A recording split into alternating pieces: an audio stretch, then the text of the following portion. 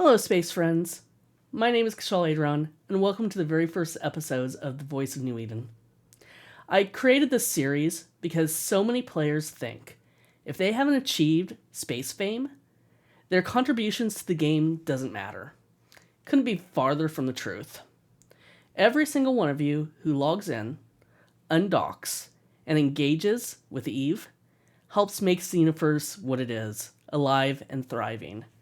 So, without further ado, let's hear the very first story from Sturgis Podmore5, who is one of the leadership of Eve Rookies.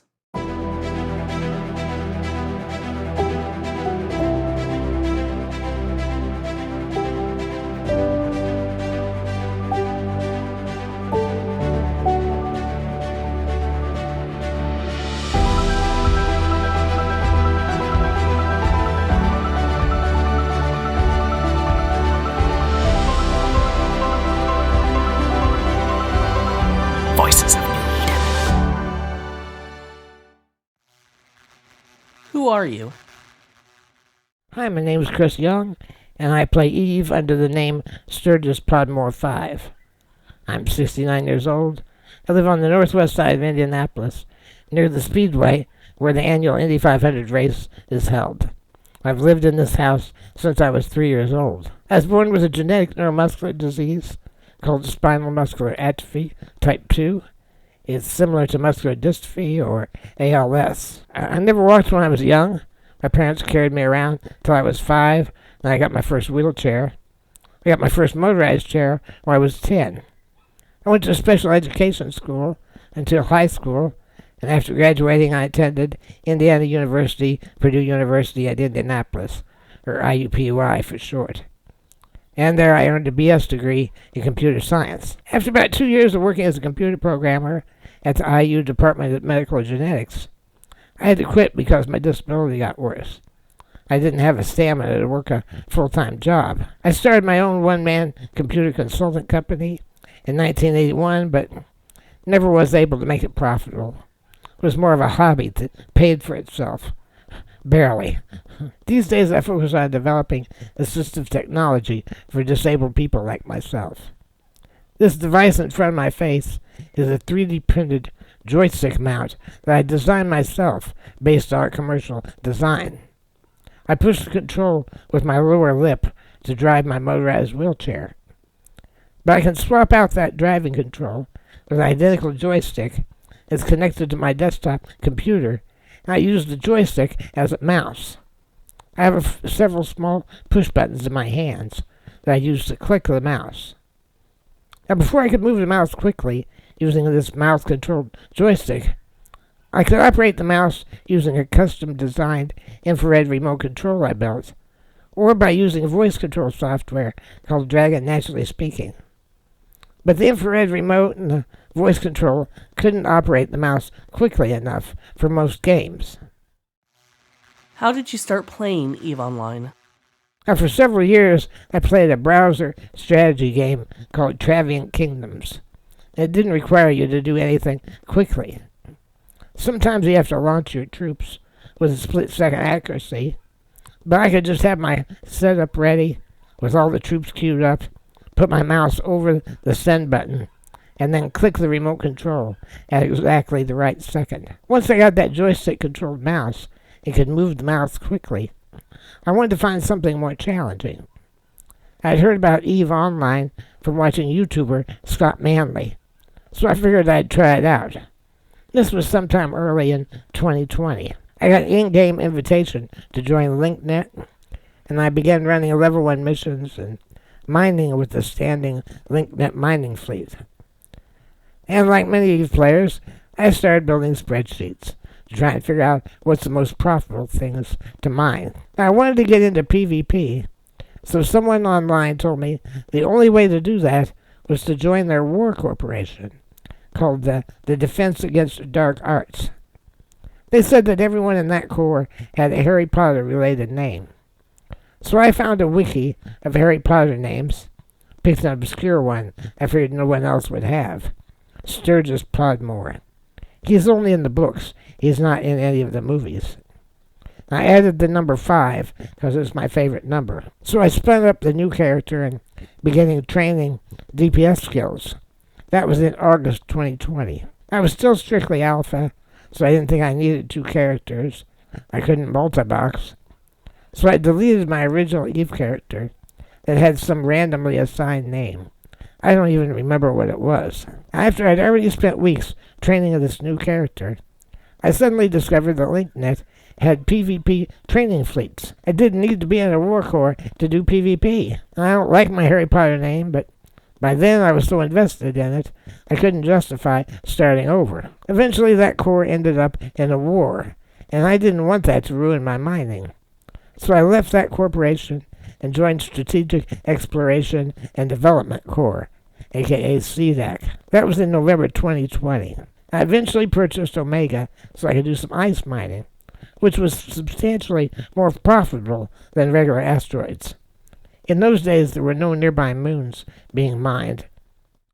How did you find your current community? One day, while looking for a PvP fleet on the Linknet calendar, I saw something called a Vanguard Incursion Training Fleet with a group called Eve Rookies. I already had enough skills for a Praxis, and they loaned me one until I could purchase my own. Earning over 100 million ISK per hour shooting at things with a dozen friendly people on Discord was a hell of a lot more fun than mining. But I have to admit, I still have a soft spot in my heart for mining, when I just want to sit back and relax. From Praxis, I trained up to a Nightmare and eventually a Varger. I'm not sure exactly when I began flying with Eve Rookies, but in September 2021, I made a YouTube video explaining to people how I use my assistive technology joystick mouse to play Eve.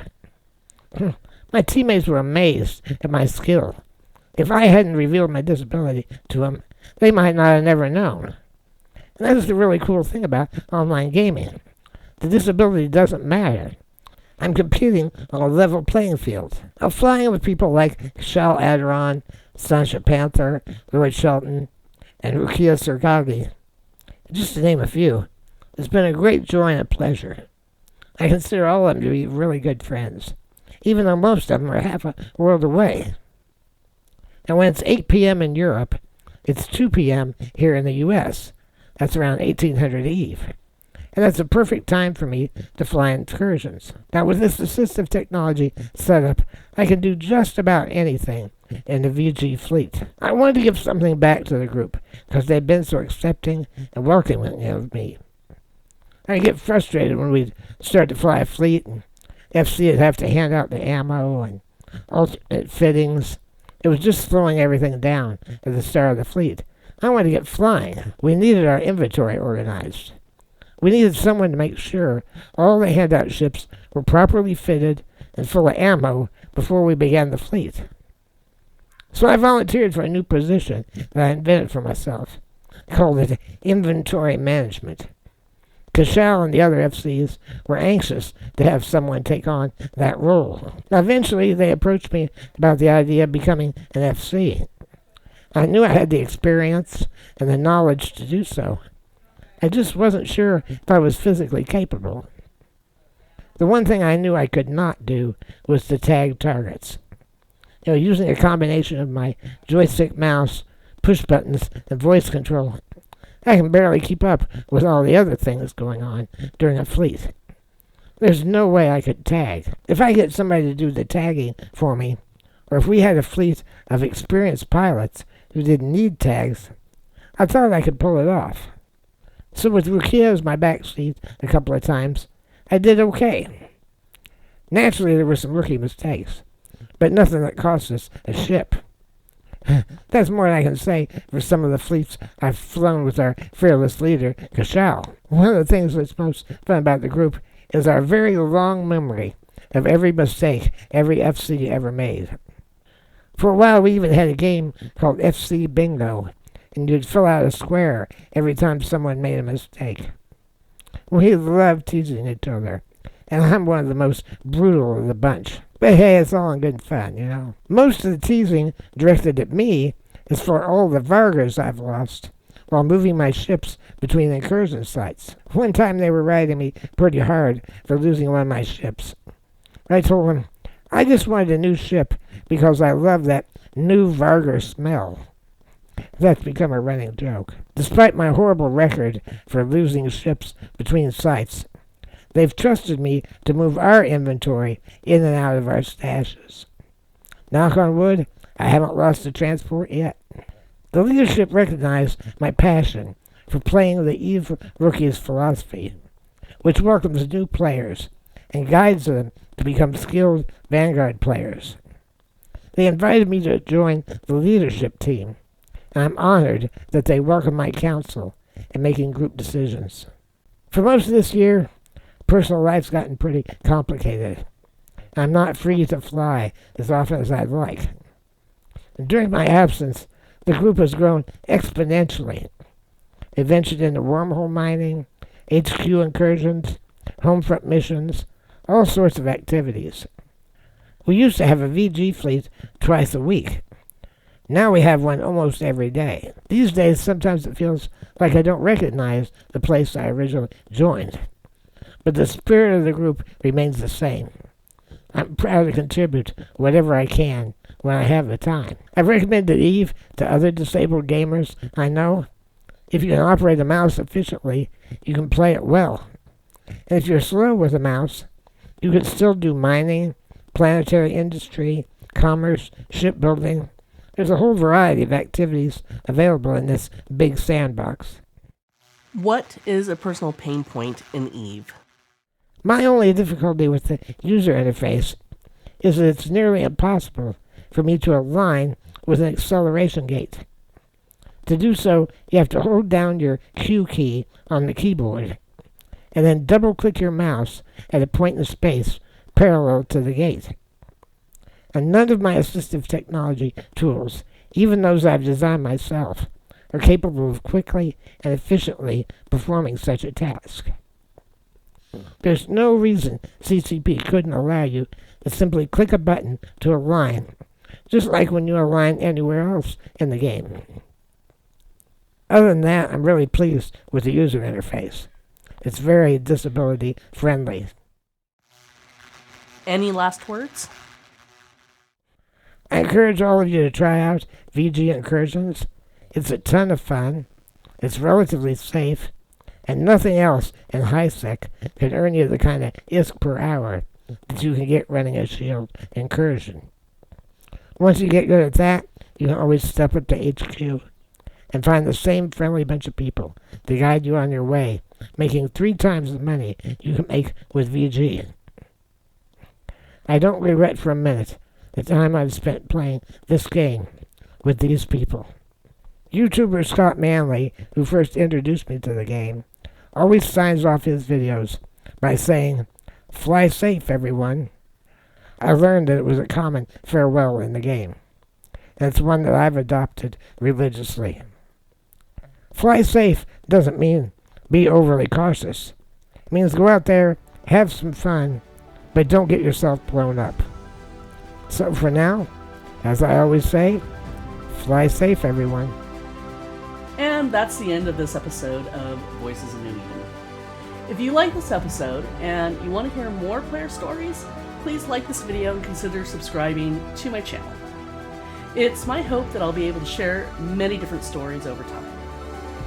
If you'd like your story told, you can comment below with your character name so I can send you an email. If you'd like to contact me on Discord, Reddit, or in EVE, you can find all the information down below in the description of this video. I only have 2 requirements for any pilot wanting to tell their story. They need to have played EVE. Yes, this means if you've won EVE, I'd still love to hear from you. And you need to be willing to have your voice recorded. While a face cam makes the video more interesting, it's not required by any means.